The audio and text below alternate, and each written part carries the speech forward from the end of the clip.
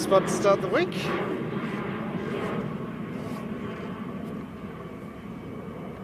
Everyone's ready? Yeah, great. Well, welcome to the heart of Northshore Hamilton, what is a massive urban renewal project here so close to the city. Of course, in 10 years' time, our Olympic and Paralympic athletes will call Northshore Hamilton home. Those competing in Brisbane will call Northshore Hamilton home, and what a wonderful place for them to get to explore our city and compete from. But of course, like so many of our Olympic infrastructure projects, Northshore Hamilton has been underway now for 10 years and will continue well beyond the Olympics. It is a 304 hectare urban renewal project delivering thousands of new housing stock into the Brisbane market. Today we're showcasing the opening of some new roads, including Cedar Road and MacArthur Avenue, which is opening up the far end of the precinct. It will allow us to go to market for the development of 1,200 units. All up, eventually, there will be 14,000 homes here. Tens of thousands of Queenslanders will call Northshore Hamilton home over the following 30-odd years that this development will continue. The $18 million roadworks package that we're showcasing today created and supported 46 construction jobs. During the Olympics, there will be 10,000 athletes and team officials here, and there will be more than 5,000 for the Paralympics. It's a wonderful part of the city being activated by things like the Eat Street markets. The Brisbane Festival is down here right now, so what better time to come out and check out these new roadworks and everything else that's going on at Northshore Hamilton. Did I miss anything? No, that's perfect. Any questions? Do you on another topic, do you have concerns? You could humour me. Do you have concerns about Charles Hyde Book and the organised crime connections uncovered by the media?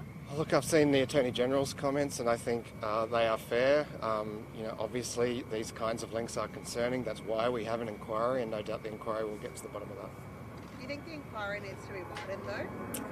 I'm sure the terms of reference for the inquiry are sufficient to be able to get to the bottom of the concerns that have been raised. But are they looking into the priority issues? Sorry? Are they looking into the priority issues?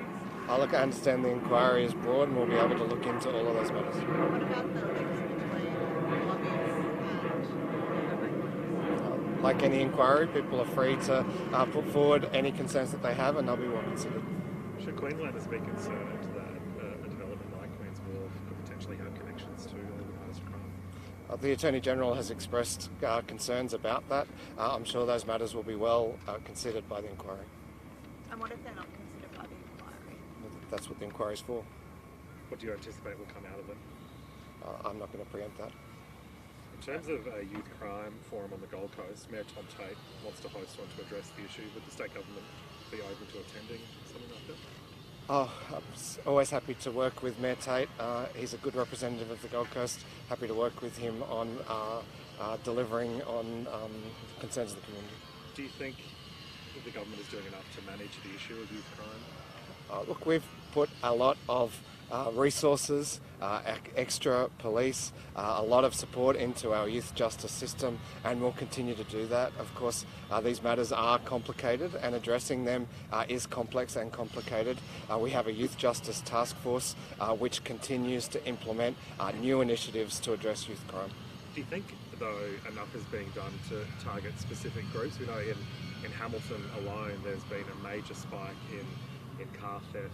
The goal of the group is to get the most expensive car, the nicest brand, and that's how they get street cred, so to speak.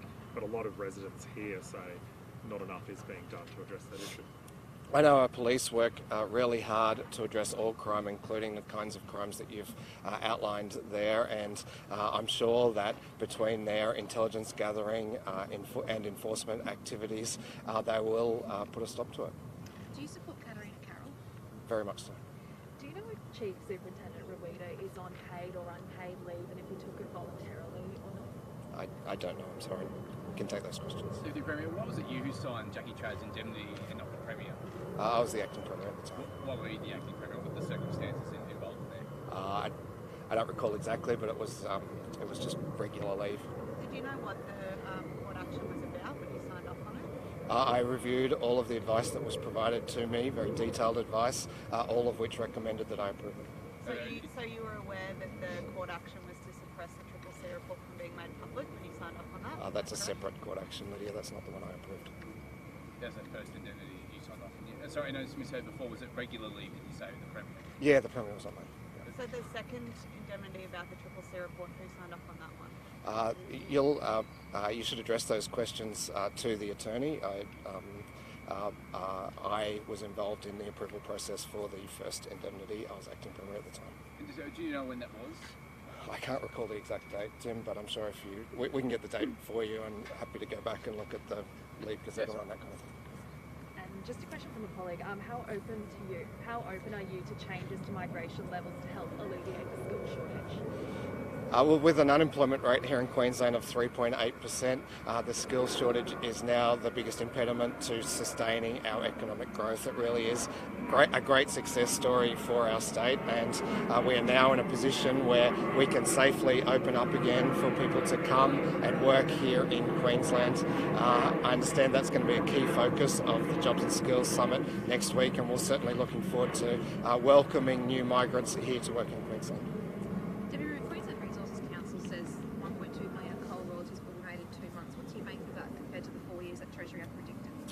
Well, this is a pretty extraordinary argument put by the QRC. They're saying that the new royalties regime has meant that they have contributed so much more. If that's true, if that number is true, then the profits those companies are making are even more than that, even more than we projected. And so our argument was that they were making incredible profits and that they should contribute more to the value of those resources that they are buying from Queenslanders. Now they're saying that their profits are even greater than we projected that they were, and that even strengthens the case to have in place a royalty regime that ensures Queenslanders get the value of the resources that they own. This is what this is. We own the resources underground and we sell the right to mine those to the mining companies. Now, the mining companies are making massive profits.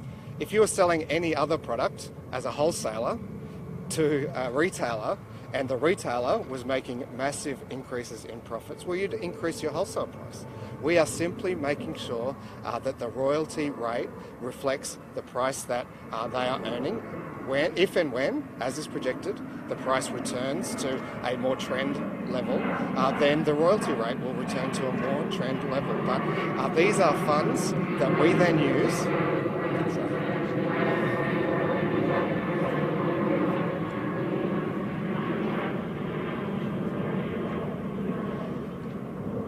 These royalties are funds that we use from the sale of assets, resources that Queenslanders own to deliver hospitals and schools and houses and roads and other services. And all we are saying is that while they are making massive outsized profits, they should contribute a bit more to the cost of the resources that they're selling. Are you concerned about future investment in the state because of the royalties high? No, I think we'll continue to see very significant investment into the state.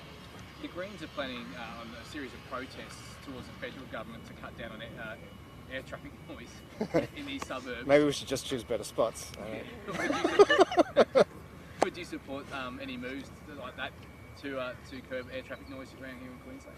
Look, that's a matter for the federal government to consider. Obviously, our airports are critical parts of our economy, our tourism and business economy, and they make a very valuable contribution. But they also have obligations to the community, and I'm sure they will take on board that feedback. But primarily, that's a matter for the federal government. Just on assisted dying, you lobbied the previous federal government pretty hard to change the federal laws to allow doctors to be able to provide the service via telehealth.